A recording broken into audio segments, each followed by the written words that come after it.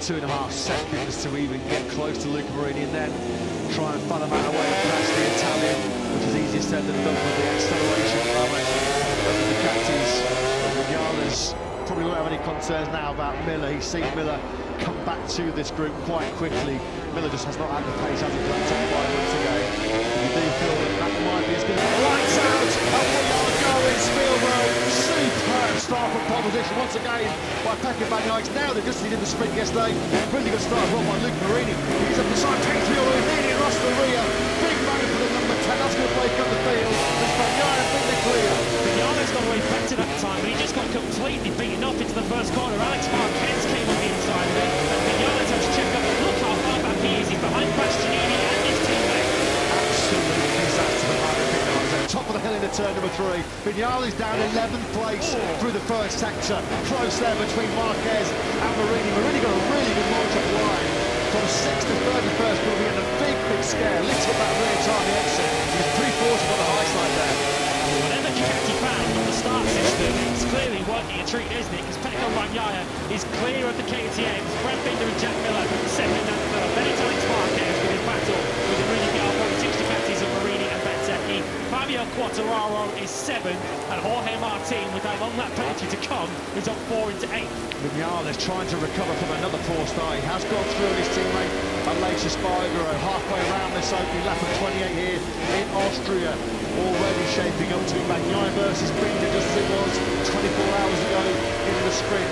Dropped down the hill through turn 9 for the first time. Through this final corner, car driver here down the ears. Second gear. Bagnaia's made the 2 perfect starts. He knows, he was aware of just how good the KTM have been off the line so far this season. But he made the dream launch. There he is, the lead at the end of the first lap. Already as Fabio Quartararo's lost a couple of places late in that first lap. Martinez drawn in, and so too is Maverick Vignales. So Vignales looking to make up ground from what was a decent start, but a poor turn 1. He's now up behind Martin in 8th. That penalty window now that open for Jorge Martin. He's just trying to get himself as far forward as he possibly can before he does come in. Look at that Maverick Vignales on that first lap. Pointed, he lost 6 places. Another shocking start. All the hard work he does on Friday and Saturday goes out the window before he's even clipped into second gear off the line. Back at the front then, Bagnaia still leading by a couple of bike-dimensional fingers, getting that little front end a little bit nervous on that Cater as they drop down into the hardest braking zone around the Spielberg circuit in turn number 4. Simon, you got some thoughts? Yes, you can see Binder is really trying to attack because he's so close, and you don't want to be that close for too long because of front tyre temperature. So he's clearly aiming at trying to get in the front, get the cool air, because more than 3, maximum 4 laps there, and he'll be in trouble front tyre wise. Yeah, it's going to be cooking up a barbecue on that front tyre. Thanks to that siren. Pecco Bagnaia, he spent the entirety of yesterday's 14-lap sprint in front, and even he said, with nobody ahead of him, he was encountering a few concerns about front tyre temperature and front tyre pressure. He's got himself in a position 8 at the moment, Bagnaia. The lead group, power out of turn number 10, the final corner. Binder just at the fastest out of the race so far, 1:33.04. Just fractionally quicker than Bagnaia directly ahead of him. We're looking now from Binder's KTM towards Bagnaia. This was where yesterday the Ducati had the big advantage. Acceleration, picking up the drive grip, coming out of those low gear corners. This is where Binder really struggled yesterday. And Binder's having to take real risks on the brakes to try and close up to the back once again of Pecco Bagnaia. He's already a second time behind Binder to be second at the KTM of Jack Miller. Jorge Martin has not yet served that long lap penalty. He's got 3 laps to come through there. At the moment he hasn't. You can ask that why, because he and Maverick Vignales putting a little bit of a gap on the group line. Miller now in third place, although he's coming under big pressure here from the Ducati Armada behind him. Alex Marquez, Luca Marini, Marco Bezzecchi, all on the GP22, which Jack Miller vacated at the end of last season to move to KTM. A long way to go here for Miller to make it a dream double podium in the home Grand Prix of Red Bull and KTM. Alex Marquez, who was 4th in yesterday's sprint, to complete another solid weekend. There he is in 4th spot. He's got the Marquez down in 17th place. And we're the only rider of 23 to go out there with the Michelin soft rear tyre. It was a really tough second lap for Fabio Quartararo. He lost 4 places. We saw the move for Vinales at the start of the lap. Aleix Espargaro, Enea Bastianini and Johan Zarco also made their way through on the number 20. So Quartararo in early difficulties as Jack Miller looks set to soon relinquish third place. Very late on the brakes there in turn 1, wasn't he? And Jorge Martin does take along that penalty move, which he had problems with this morning. He's come through this time. He's safely through. Pace hotting up at the front, no question. Bagnaia and Binder, they break into the 129s for the third time. The only 2 riders out on circuit in those 129s and already making that decisive break. In terms of the spectacle, though, it's all down on Binder to try and keep par with Bagnaia at the early part of this race. Miller, Marquez, Marini, Bezzecchi were all in the sort of low to mid 130s. Bagnaia and Binder with by far the superior speed early on. Quartararo runs wide through turn number 9. The second lap, and you'll see Bastianini just easing through, and Zarco too taking places from Quartararo. He's running around at the moment in 11th place, promoted up the spot by Jorge Martin. So that long-lap penalty completely erased all that progress that Martin made on the first 2 laps. Miller still resisting Marquez directly behind one lap with Ducati. That's where Marquez is staying for next season now. Has Binder got the drive going through the corner, coming through turn number 8? He was thinking about a lunge on the inside of Bagnaia there, wasn't he? Down in that third gear, turn number 9, but Bagnaia just too good himself on the front end of that Ducati. And Pecco Bagnaia will know in the back of his mind as he sees on his pit board, sees the lap counter, Binder plus 0.1. He will know at some point that Binder's going to have some potential issues and concerns about front tyre pressure, front tyre temperature. It's imperative Bagnaia knows that he's got to keep the South African behind him. Alex Marquez through then on Jack Miller up into third place. You can see the really beyond 46 Ducatis now queuing up behind Jack Miller. This is kind of a familiar feeling, isn't it, for the Australian? We've seen it in recent Grand Prix. He's able to get up front in qualifying and get a good start, but then he ends up reversing back down the field, and that looks like the fate of the Australian at the moment. Yeah, Marquez has gapped him straight away. This was the move, the classic move. You get the drive through turn to the right as they come over the crest. The blind run down towards the third gear, 120 kilometres now, turn number 9. Marquez made that look easy. It certainly wasn't. And now then, with a bit of clear air in front of him, potentially just cooling down that front type. He sat behind Jack Miller for the first 3.5 laps. Alex Marquez at the moment, 1.8 seconds off your lead. Straight away there was able to put nearly half a second between himself and Miller in that third spot. Because of that penalty, Jorge Martin is down the best part of 7 seconds off the lead. He has though made his way through on Miguel Oliveira. He's now up by Fabio Quartararo, so Martin's charge has resumed. Yeah, Jorge Martin with the long lap excursion on that previous lap. His time was a 33.6, so compared to the race leader Pecco Bagnaia, how much was the damage? Well, it was well over 3 seconds. That's how costly yesterday's first corner controversy was for Jorge Martin. Alex Marquez, having got through on Jack Miller's getting on with this, isn't he? 130.222, best lap of his race so far as Bezzecchi finds a way through now. And Marini. Yeah, and Marini. So Jack Miller, unfortunately, going the wrong way once again, just hasn't got the speed that he has at the start of these Grand Prix to keep the momentum going.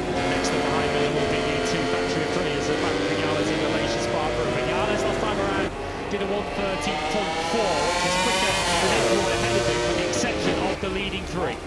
This was the race start, and look at that superb launch that Bagnaia got from pole position. Maverick Vinales just goes the wrong way. He's not in a bad position there, look, is he? But he just gets sandwiched into turn 1. He's got Miller on his left, Marini and Marquez on his right, and he just gets swamped. That was a real aggressive sweep to his right there by Alex Marquez. He was rewarded for that committed move because it got him immediately up inside that top 5. Good job that by Alex Marquez. We're on board there with Marco Bezzecchi, who had all his points on the outside. Actually, that was the next game, wasn't it? Luca Marini, who got himself up into the P3. Back with the top 2 there. 22 of them, a couple of corners. 22 laps, a couple of corners in this race remaining. And the Iron at the moment still able to keep Binder behind him. Binder really hasn't been able to close up the show. Bagnaia's front wheel, just look how that rear eye-out device just drops the rear of that Ducati to pick up the acceleration grip. Override nearly a quarter of a second between Bagnaia and Binder. Alex Marquez, 1.7 seconds behind second spot. The fastest rider on circuit at the moment is Marco Bezzecchi in 4th place. He did a 1:30.067 on that previous lap, a couple of tenths quicker than the leading pair. Bezzecchi 2.5 seconds off the lead at the moment. The podium might well be on. He's going to have a tough task ahead of him to close in on this leading pair. And of course, the big question is, how long can Brad Binder sustain this up behind Bagnaia? Miguel Oliveira, well, he's pitting on what is the very distinctive one-off special Barbie livery for Data R&F team. He's missing quite a problem there on Brad Binder's dashboard. What we said, time management is going to be so crucial in this Austrian Grand Prix. We're on lap number 7, and the KTM factory team are already getting a message through to Brad Binder about mapping too. So already potentially changing the mappings just to try and conserve some of a potential late attack on Pecco Bagnaia. Marquez and Marco Bezzecchi have got good pace at this stage of the race. They're pulling clear on Marini. This is the battle in 11th place. So Jorge Martin resulting on that penalty. Hasn't really gone on one further since then. Martin still up behind the factory Yamaha. He did do his personal best last time around, the 1:30.3, as quick as the race leader. But Martin is mired in a awful hot track. Simon Claypot on the spot as always. I think he's spotted what's ruled Miguel Oliveira out of this Grand Prix. Simon, down to you. Believe it or not,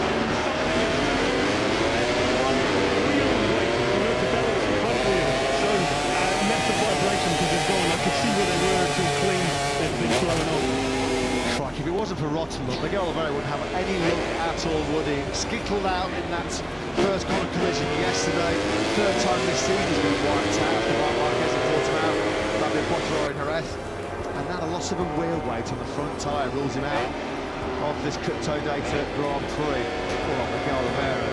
I just cannot catch a break at all, can he? Don't know how many ladders he's walked under in 2023, but the bad luck continues to follow him. We're now riding on board with Marc Marquez, who, as it stands, is on course for his first Sunday point of 2023, but still feels rather surreal, doesn't it, to be riding on board with Marc Marquez in a battle for 13th, 14th and 15th place. He is ahead of his teammate Joan Mir now. He's up behind Frankie Morbidelli and Paul Espargaro, who's been able to make up ground after that 3-place scribble penalty, but he's now lost the place to the feisty Frankie. Coming through was Morbidelli there, whether Paul Espargaro liked it or not.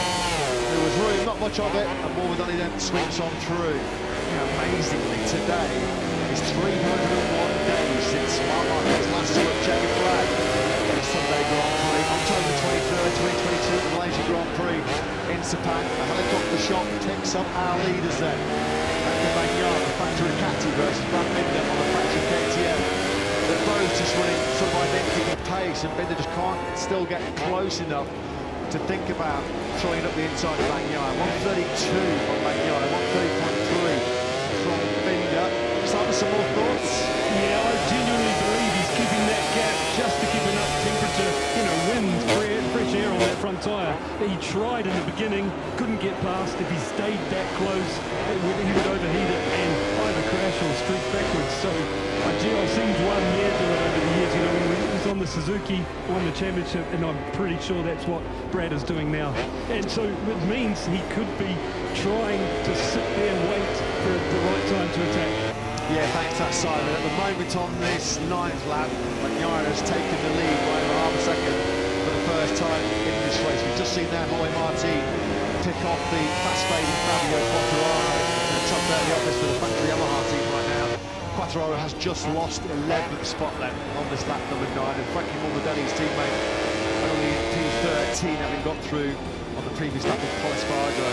So no Yamahas inside the top 10. Another pretty average day to say the least for the Iwata factory. Brad Binder has been able to come back with Bagnaia a little bit in the 3rd sector and 4th this lap, so in the end Binder was quicker than Bagnaia on the last lap, but this is the big engine turn for KTM. Jack Miller's continuing to plummet down the order. He's in the high 130s at the moment, 130.9, he did a 31.1 on the previous lap. That's 3/4 of a second slower than the leaders are going, and surely it's a matter of time before Maverick Bagnaia makes his way through into the top 6. You shouldn't look back in anger, you shouldn't have regrets, but I'm sure Maverick Vinales has to have a couple at the end of this weekend, having started on the front row, 2nd place, awesome pace on Friday, brilliant pace, so much potential Saturday as well, but it's gone horribly wrong, just seconds after lights out in both the sprint and this Grand Prix. Recovered to 8th from last yesterday, but at the moment you feel like probably this 6th place is fighting Liverpool.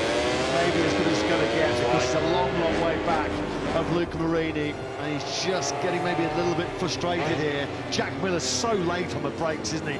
Never an easy guy to pass, and at the moment Vignales just running wide there going through turn number 4. It just gives Miller a couple of bike lengths now into this 3rd sector. Shaking ahead on the way out of the corner as well for Maverick, so he's letting frustration get the better of him a little bit here, because he feels he's got the pace to be somewhere in here. This battle for 3rd place between Alex Marquez and Marco Bezzecchi. Last time around, very little to choose between them. In fact, Bezzecchi once again was the fastest rider on circuit. He did a 1:30.3, a tenth of a second quicker than the leader is going. So we've got an Ducati battle for 3rd place, the 73 against the 72. Yeah, potential first dry Grand Prix podium on the Ducati here for Alex Marquez, as Maverick Vignales then finally does find safe passage through on Miller. So Vignales then up into P6. He's a long, long way back. He's got to find probably 2.5 seconds to even get close to Luca Marini, and then try and funnel him out away past the Italian, which is easier said than done with the acceleration of the Ducatis. Vignales probably won't have any concerns now about Miller. He's seen Miller come back to this group quite quickly. Miller just has not had the pace as he played top 5 months ago. You do feel that that might be as good as it's going to get for Maverick. As far as Miller's concerned, he was back in the 31s again on that last lap, slower than everyone in that train behind him. So if Jack Miller's not careful, he might find himself slipping out of the top 10 altogether by the time this Grand Prix is all said and done. And Jorge Martin, to his credit, was showing front-running pace once again. He did his personal best last time around, 1:30.3. A potential top 6, not out of the question for Martin. Just again on this lap number 11 of 28, still an awful long way to go in this Austrian Grand Prix. So much to think about in terms of tyre management, tyre temperature and pressure. Pecco Bagnaia on this current lap has taken a couple of tenths out of Brad Binder. His lead is at its biggest so far. Simon some more observation in this current status. Yeah, what I'm thinking is it's okay up to a second, you know. And that's what I think a rider would want. If it goes over a second, you know that, or yeah, especially well over a second, then you know where's control. If you can keep it around a second and then go back in, yeah, I think he's managed it. Is creeping up towards that second barrier, which Simon has just talked about. 0.768 was the margin over the riders. Miller continues to go the wrong way.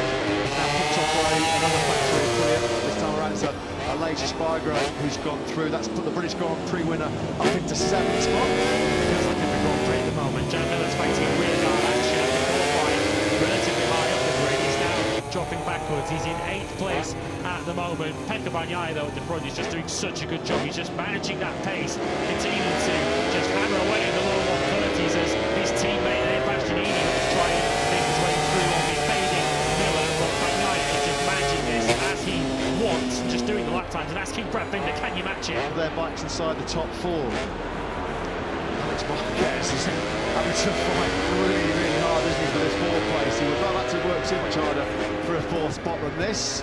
Just something for Pecco Bagnaia to keep his attention on. He has just received a late track limits warning. Other than that, it's been a picture-perfect Austrian Grand Prix for the world champion so far, who on this lap 25 of 28 now has what is going to be an unassailable lead of over 5 seconds. Only Bagnaia dropping the ball now is going to cost him another 25 points. At the moment, Bagnaia's been so good that he could afford a long lap penalty and still maintain the lead so far up the road. He is. Binder did respond to Bezzecchi on that last lap after losing half a second on the lap before. A 31.7 for him. He only lost a couple of tenths to Marco Bezzecchi, so as long as Brad doesn't go into any more late tyre trouble, he should be okay. Alex Marquez is about to lose all place, although he's fighting back as Valentino Rossi cheers his half-brother on. Alex Marquez says, not just yet, Luca. Marquez versus the Rossi family. We've seen that a few times, haven't we, down the years?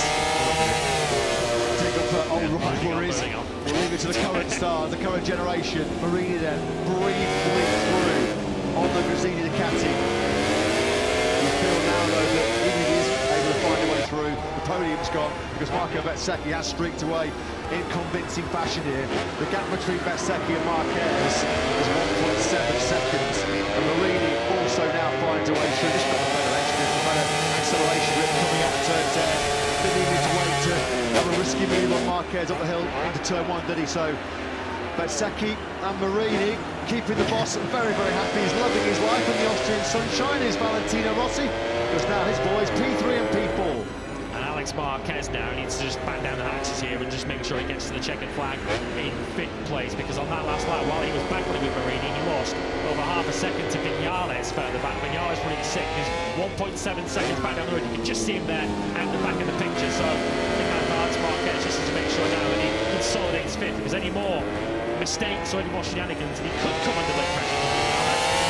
Really good rescue job this by Marco Bezzecchi after the disappointment of being wiped out of the sprint yesterday, just 300 metres into that 14-lap battle. He's going to score some valuable points in the World Championship here. As we follow the World Champion, I'm sure post-race Davide Tardozzi is going to be strolling up to our camera with the number one, the numero uno, as he so often likes to do, because what can you say about the performance of this man? He's going to, without any question, by any disaster, let drama continue Ducati's domination here in Austria. Just look at that consistency. Lap 3, a 129.8 to keep Binder at bay. And it was a real burst from lap 17 onwards, even though he was lap 17 to lap 21 was the key phase of this 28-lap race. That's when he broke Binder's brave resistance. Binder's going to have a safe ride to second place.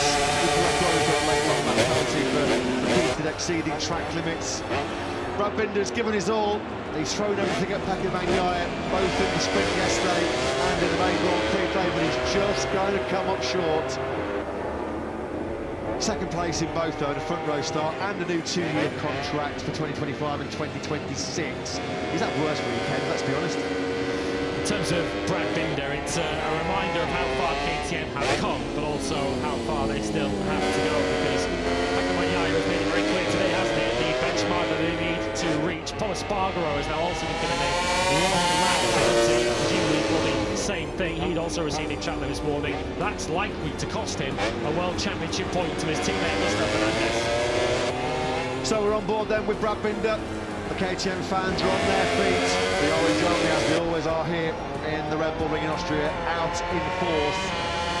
They'd have been hoping that this man could have repeated his heroics of 2021, but unfortunately he is not going to do so because of this man's brilliance, this man's genius. We're on the last lap then here in the Picto Data Grand Prix of Austria, and the data in the record books will show a convincing and commanding win for factory Ducati star Pecco Bagnaia. Start assist final lap, 5.5 seconds clear of Binder. Safe second, a lonely second for the South African. Likewise, in turn, it's going to be a lonely 3rd place for Marco Bezzecchi. Would it be a different story for him? All this box was a baby, of course, and he's not started 7th. And then had to work so hard, spent so long to get through on the hard-charging Alex Marquez. But it looks like after his sprint disappointment, there's a podium on offer here for Bez. If you're looking out for some late drama, your best bet is probably for 5th and 6th. Alex Marquez is continuing to lose time to Maverick Vinales, who's another rider who will look back up this weekend as what might have been. Through the first sector, Vinales has been able to close that gap to under a second, but unless we get a late mistake from Marquez, Vinales might have to settle for 6th place. Davide Tardozzi looking rather pensive with the fingers crossed. He's got no need to worry. No problemo whatsoever for the number one. The epitome of cool and composed. This has been one of the most dominant performances of Pecco Bagnaia's Grand Prix career. It's a half-century, 50 career podiums coming up then for Pecco Bagnaia. Utter domination. Ducati reigns supreme once again.